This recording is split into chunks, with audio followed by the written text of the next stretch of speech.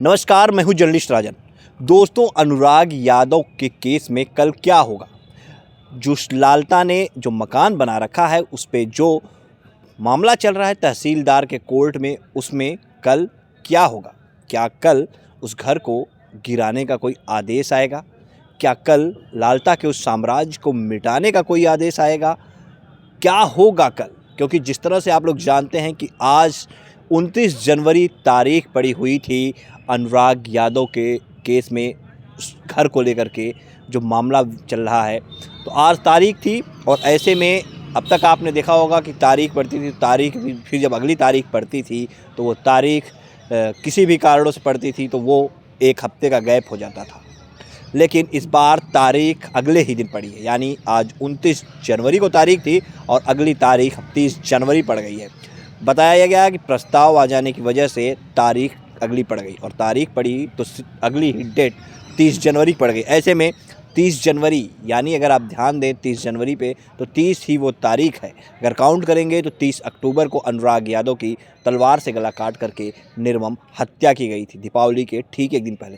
ऐसे में 30 अक्टूबर, उसके बाद 30 नवंबर आता है, फिर 30 दिसंबर, अब 30 जनवरी आ जाती है। मतलब कुल अगर बात करें तो 3 महीने का समय बीत जाएगा और कल वो 30 तारीख है। और इस 30 तारीख को परिवार को इंतज़ार है कि शायद इस 90 दिन में, 3 महीने के समय में परिवार को कोई इंसाफ मिल जाए। जिस तरह से आपने बहनों की बातें सुनी होंगी, बहनें लगातार ये कह रही थी कि अब हमें इंसाफ मिलना चाहिए, हमें न्याय मिलना चाहिए। और जो लालता का वो जो घर, जो साम्राज्य खड़ा है, जिसे देख करके डर लगता है, जिस लालता के उस घर में लालता का चेहरा और रमेश का चेहरा नज़र आता है, उन हत्यारों का चेहरा नज़र आता है, वो घर गिरना बहुत ज़रूरी है। ऐसे में अगर वो घर नहीं गिरता है तो हम लोग डरे सहमे से हैं। वहाँ से जब हम निकलते हैं तो हम डर से जाते हैं और विवाद की जड़ ये घर है और इस घर को गिराया जाना ज़रूरी है। और इसी घर के लिए हमारे भाई की गला काट करके निर्मम हत्या कर दी गई।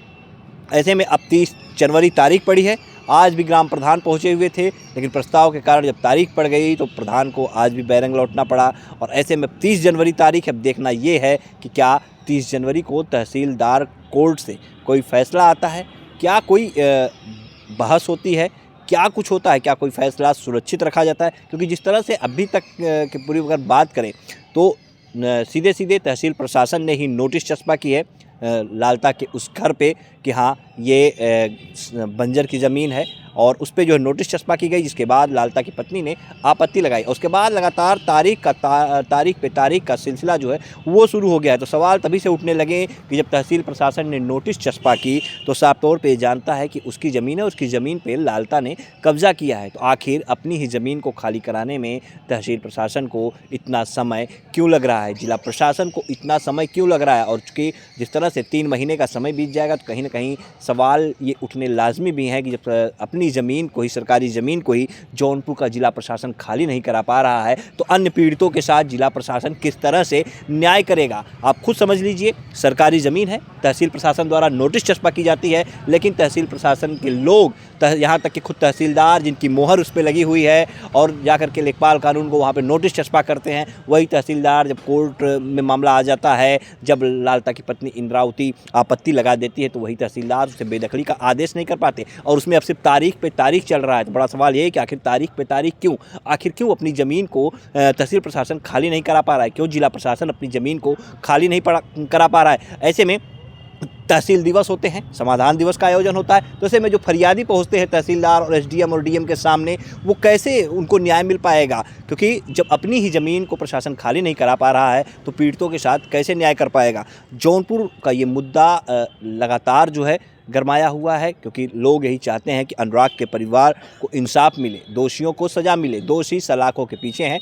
न्यायालय से लोगों को पूरी उम्मीद है कि उसमें जो है लोगों को सज़ा सुनाई जाएगी। लेकिन ये जो ज़मीन, विवादित ज़मीन पे, जो बंजर ज़मीन पे लालता ने अपना साम्राज्य खड़ा कर रखा है और जिसके कारण उसने अनुराग की सर धड़ से अलग करके हत्या की, और वो मकान अभी तक नहीं गिराया गया क्योंकि तमाम बुलडोज़र चले, तमाम जगह कार्रवाइयाँ होती हैं। लेकिन ऐसे में ये मामला शुरू में ये आया बताया कि हाँ सुप्रीम कोर्ट की गाइडलाइन के हिसाब से काम होगा। तो सुप्रीम कोर्ट की गाइडलाइन के हिसाब से तहसील प्रशासन ने नोटिस भी दी, उस पर उसने आपत्ति लगा दी। तो आखिर फिर इतनी उसमें सुनवाई होने में, उसमें फैसला आने में देरी क्यों हो रही है? अगर तहसील प्रशासन को ये लगता है कि हाँ वो नहीं गिराया जाना चाहिए तो उस पर भी कोई आदेश देना चाहिए। और चूंकि तहसील प्रशासन क्यों खाली नहीं करा पाएगा, ये बड़ा सवाल है, क्योंकि ज़मीन वो ये मानता है कि उसकी है। नोटिस चस्पा करके तहसील प्रशासन खुद मानो फंस सा गया है इस पूरे मामले में। अब तहसील प्रशासन क्या करे उसे खुद समझ में नहीं आ रहा होगा, क्योंकि जिस तरह से नोटिस चस्पा की साफ तौर पे ये हो गया कि हाँ वो मकान जो है बंजर की ज़मीन पे बना हुआ है, उसके बाद उसे खाली होना तय है। तमाम अधिवक्ताओं ने भी कहा कि हाँ बंजर की ज़मीन पर मकान बना है तो वो खाली करा लिया जाएगा। लेकिन फिर सवाल यही उठता है कि आखिर खाली कराने में देरी क्यों? आखिर अनुराग के परिवार को इंसाफ दिलाने में देरी क्यों? आखिर अनुराग के परिवार के जख्मों में मरहम लगाने में देरी क्यों? क्योंकि अनुराग के परिवार को जो जख्म लगे हैं वो कभी सिले नहीं जा सकते, कभी भरे नहीं जा सकते। लेकिन इस मकान को गिरा करके अनुराग के परिवार के जख्मों पर थोड़ा सा मलहम ज़रूर लगाया जा सकता है। लेकिन तहसील प्रशासन ये मलहम लगाने में भी नाकाम साबित हो रहा है। हालाँकि ग्राम प्रधान ने जो लालता का अन्य ज़मीन, जो उसने सरकारी ज़मीन को कब्जा किया था, उसे तो उस पर जो है उन्होंने फावड़ा चलवाया, उस पर चकमार का निर्माण कराया। तो ग्राम प्रधान के बस में जो था वो उन्होंने किया। लेकिन चूँकि ये मामला ये जो चल रहा है तहसीलदार कोर्ट में चल रहा है और तहसीलदार के ऊपर सबकी निगाहें टिकी हुई हैं, सब लोग बस इसीलिए खबर देखते हैं कि हाँ शायद आज कोई फ़ैसला आ जाएगा, आज की तारीख में कोई फ़ैसला आ जाएगा कि हाँ जो लालता का वो मकान है उसे गिराना है, उसे ध्वस्त करना है, उसमें बुलडोज़र चलाना है। लेकिन सबको मायूसी हाथ लगती है और हर तारीख में से मिलती है। तो तारीख और सवाल लगातार अब तहसील प्रशासन पर है कि आखिर अपनी ही ज़मीन को ये जौनपुर का जिला प्रशासन खाली क्यों नहीं करा पा रहा? आखिर क्यों इस पूरे मामले को डीएम साहब संज्ञान में नहीं ले रहे हैं कि आखिर जब नोटिस चस्पा कर दी गई थी तो क्यों कार्रवाई नहीं हो रही है? क्यों इसमें हीला हवाली की जा रही है? अगर कोई कारण हो न गिराने का तो वो भी तहसीलदार साहब अपने फैसले में बता सकते हैं। तो लेकिन कोई फ़ैसला नहीं आ रहा है, सिर्फ तारीख पे तारीख दी जा रही है। तो इसका मतलब साफ तौर पे इस पूरे मामले को खींचा जा रहा है, सिर्फ हीला हवाली की जा रही है और तारीख पे तारीख दी जा रही है। क्योंकि जिस तरह से ये घटना हुई जौनपुर में, ऐसी घटना जो है मैं अगर बताऊं, बात करूं तो मेरे पत्रकारिता क्षेत्र में आने पे कभी भी ऐसी कोई घटना जो है वो देखने को नहीं मिली। लेकिन ये घटना ऐसी हुई जो जिसने रूह कपा दी। और ऐसे में अब एक बार फिर से 30 जनवरी तारीख पड़ी हुई और 30 जनवरी को क्या कुछ होगा, और उम्मीदें सबकी तहसीलदार कोर्ट पर टिकी हुई हैं कि 30 जनवरी को क्या फ़ैसला आएगा। फ़िलहाल कल क्या कुछ होगा हम आपको ज़रूर बताएंगे।